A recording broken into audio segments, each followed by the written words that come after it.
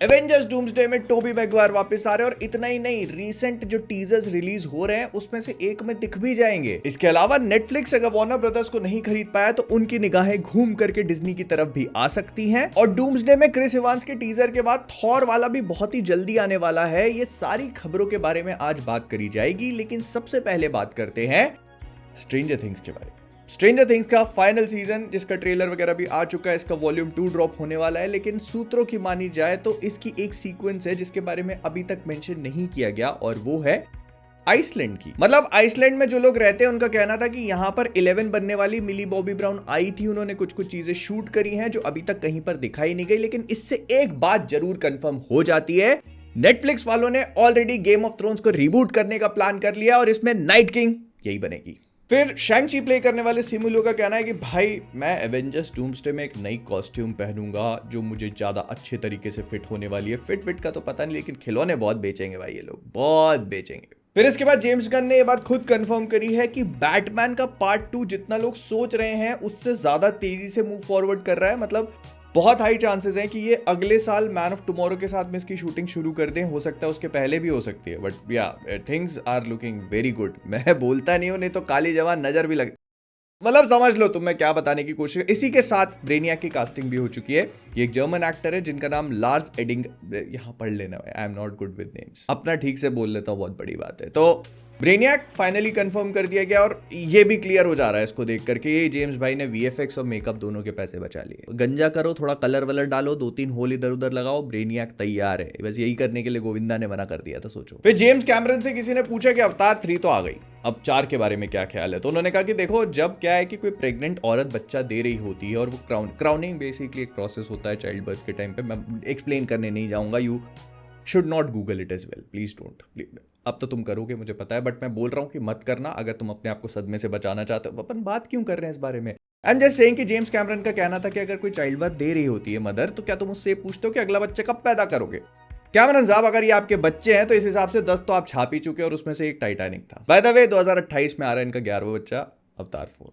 फिर Martin Scorsese की अगली मूवी में मैड्स मिकेल्सन को कंफर्म कर दिया गया है। इसका नाम है व्हाट हैपेंस इन नाइट, और ऐसा कहा जा रहा है कि इसकी कहानी ऐसी होगी कि एक छोटे सी जगह में एक young couple move in, young तो नहीं मतलब एक कपल मूव इन करता है, एंड उनको पता चलता है कि जैसी उनको चीजें दिखाई जा रही हैं वैसी है नहीं। बाय द वे इसमें जेनिफर लॉरेंस भी होंगे और उनके साथ देंगे ऑफ कोर्स लियोनार्डो डिकैप्रियो। फिर अनचार्टेड, लास्ट ऑफ अस जैसे गेम्स बनाने वाला स्टूडियो नॉटी डॉग वाले जो हैं, उनके बारे में एक आ गया। उन्होंने अभी रिसेंटली कुछ टाइम पहले अपना नया गेम अनाउंस किया था, इंटरगैलेक्टिक द हेरेटिक प्रॉफिट। अब इस गेम के बारे में ये बोला जा रहा है कि ये शायद हमको 2027 में देखने को मिल सकता, मतलब खेलने को मिल सकता, देखोगे तो क्या खेलने को मिल सकता है, और ये चीज अपनी डेडलाइन को मीट करे। इसको मेक श्योर करने के लिए नॉटी डॉग वालों ने काफी क्रंचिंग वगैरह स्टार्ट कर दी है आफ्टर उनकी इंटरनल डेडलाइंस कुछ मिस हुई थी।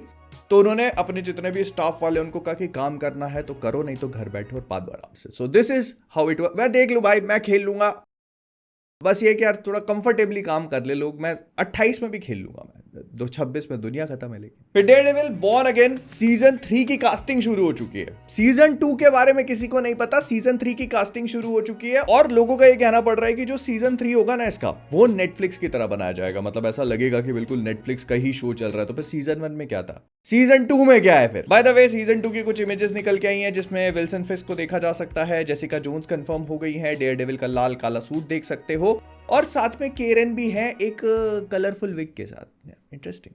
फिर मोनार्क लेगेसी ऑफ मॉन्स्टर्स का सीजन 2 तो बहुत ही जल्दी आने वाला है, लेकिन इसकी एक और स्पिन ऑफ प्रीक्वल सीरीज भी कंफर्म कर दी गई है। मतलब इमेजिन, ये सब मॉन्स्टरवर्स से निकला है, गॉडजिला कॉन्ग से।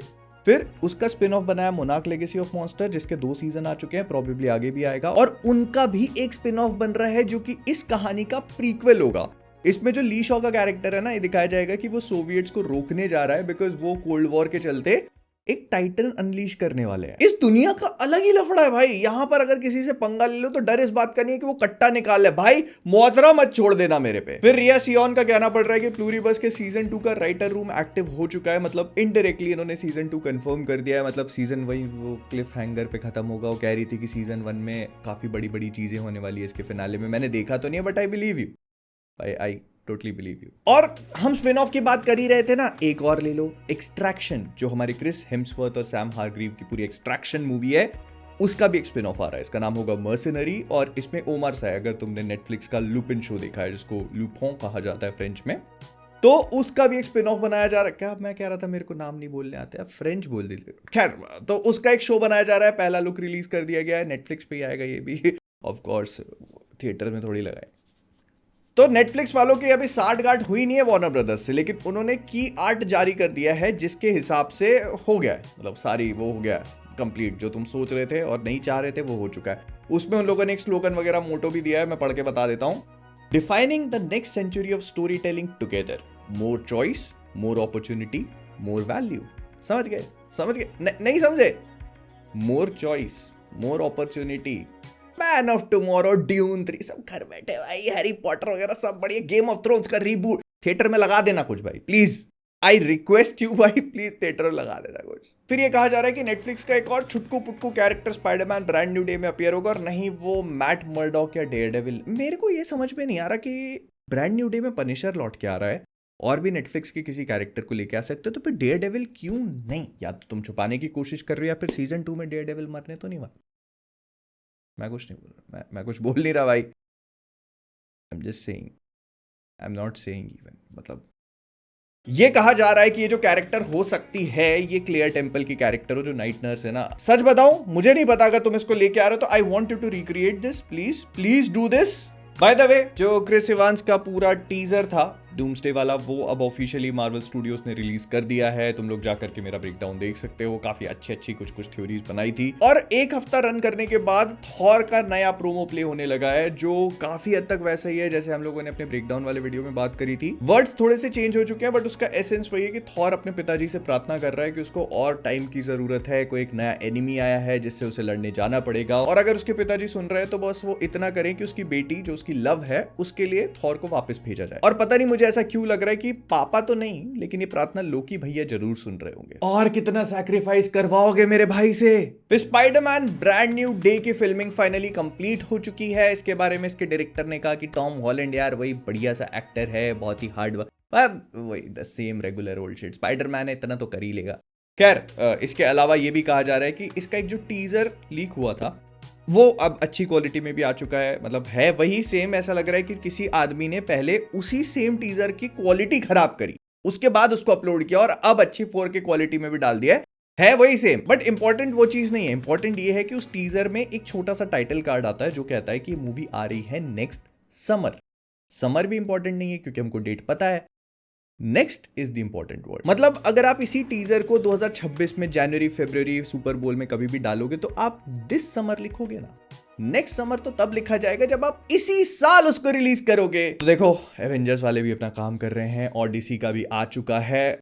You just have one job Soni, just one job. Christmas का पावन अवसर आने वाला है, डाल दिया जाए। फिर ये सुनने को मिल रहा है कि एवेंजर्स डूम्सडे के जो 4 टीजर होंगे, इसमें से पहला क्रिस इवांस का है, दूसरा थॉर का है, ये दोनों सही निकल चुके हैं, तो तीसरा अब कहा जा रहा है कि डूम का होगा।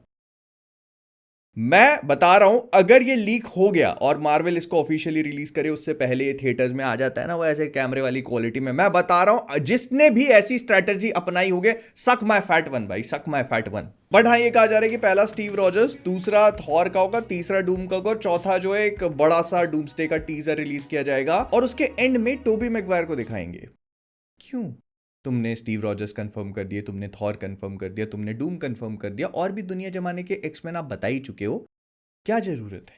नहीं मतलब जरूरत क्या है? क्रिस इवांस से जब ये बात पूछी गई थी जनवरी 2025 में, इसी साल के शुरुआत में 11 महीने पहले जब इस आदमी से बात पूछी गई थी, तो उसने कहा था आई विल मिस देम, मैं जब थिएटर में उनको देखूंगा तो मुझे बहुत ही फोमो टाइप की चीज होगी, लेकिन आई अंडरस्टैंड कि मेरा कैरेक्टर रिटायर हो चुका है and he is not coming back. ये एंड्रू गारफील्ड करेगा? नहीं, वो तो करेगा ना, अपने शिष्य को ऐसा करता हुआ देख, और क्रिस इवांस उसके सामने खड़े होकर ये बोलेंगे, You trained me well, पापा। खैर, एवेंजर्स डूम्सडे को ब्राजील में नाम दिया गया है एवेंजर्स डॉक्टर डूम। एक बार इंडिया में आने तो दो। एवेंजर्स डूम की खोज में सूजन अपनी अलग मौज।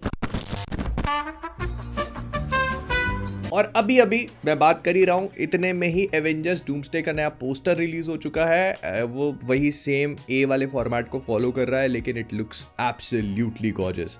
अभी तक के जितने भी एवेंजर्स पोस्टर है काफी सिमिलर लगते हैं, बस उनके कलर और थोड़ी बहुत थीम को चेंज कर दिया जाता है, लेकिन यहाँ पे बैकग्राउंड भी बदला हुआ है। ये काफी हद तक वो ही हू रिमेन्स का जो सिटाडेल था उसके जैसा फील होता है, लेकिन अगर आप क्लोजली ऑब्जर्व करोगे तो पैटर्न थोड़ा सा डिफरेंट है, which leads me to believe कि ये एक्चुअली लोकी का या फिर ही हू रिमेन्स का सिटाडेल नहीं है, बल्कि डूमस्टार्ड होगा। मतलब जो डूम का कैसल है, मे बी ये उसका थ्रोन रूम हो सकता है जहां से लाइट निकल के आ रही है। और अगर तुम नोटिस करोगे तो इस पूरे लोगो के आसपास कुछ रून्स वगैरह बने हुए हैं जो रून मैजिक को सिंबलाइज कर रहे हैं। इसको हम लोग पहले भी एमसीयू में देख चुके हैं, इनको वांडा यूज कर चुकी है वांडा विजन में। इसके अलावा भी बहुत सारी जगह पे यूज हो रहे हैं। I mean, मैं इस पे एक अलग से वीडियो बना सकता था, लेकिन फिर तुम लोग कहते हैं कि भाई पोस्टर को भी नहीं छोड़ रहे हो तुम, आरडीजे का लुक रिवील होगा तब तक तो 25 वीडियो छाप दोगे, इसीलिए मैं रोस्टवर्स में इंक्लूड कर ले रहा हूं इसको। इस पे थोड़ा और अच्छे से बात करी जाएगी। बढ़िया, the essence is looks absolutely beautiful. अगर तुम कलर्स पे भी ध्यान दोगे ना तो ये लोगो बाकी एवेंजर्स के जितने भी कलर्स हैं उनसे थोड़ा डार्क फील होता है। आई जस्ट होप कि मूवी ये जो पूरा डार्क कलर है ना इसको थोड़ा सा एम्ब्रेस करने की कोशिश करे और मूवी में भी थोड़ा डार्क मतलब ऐसे अंधेरे की तरफ जाए। तो एक लंबे अवकाश के बाद काफी कुछ हो गया, लेकिन मैंने सोचा कि ठीक है जो उसका इंपॉर्टेंट पार्ट है वो तुम लोग को बता दिया जाए। मैं मिलता हूं तुमसे अगले वाले में, बहुत ही जल्दी होगा, जो आई फील या तो स्पाइडरमैन होने वाला है, नहीं तो स्ट्रेंजर थिंग्स तो है ही। I will see you guys soon. Tata, subscribe, like.